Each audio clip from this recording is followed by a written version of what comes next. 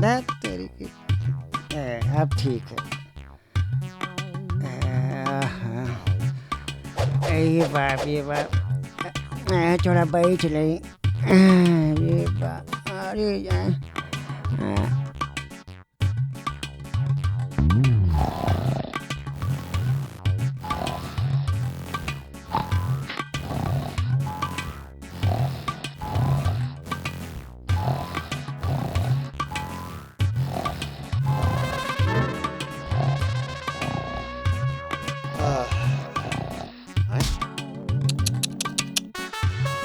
बेचारी को गरीबी ने रिक्शा चलाने पे मजबूर कर दिया।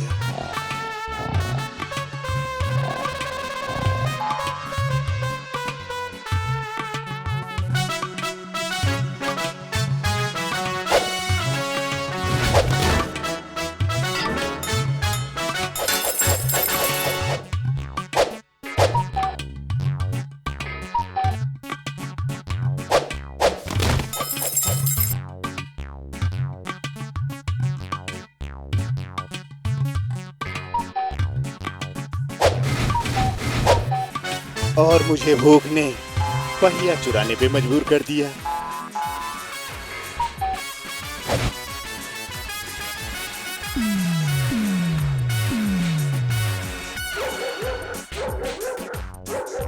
अबे उठ, अबे उठ, अबे उठ, कौन अबे उठ। है सिपाही? अबे अपने इस कबाड़ रिक्शे को कहीं किनारे लगा।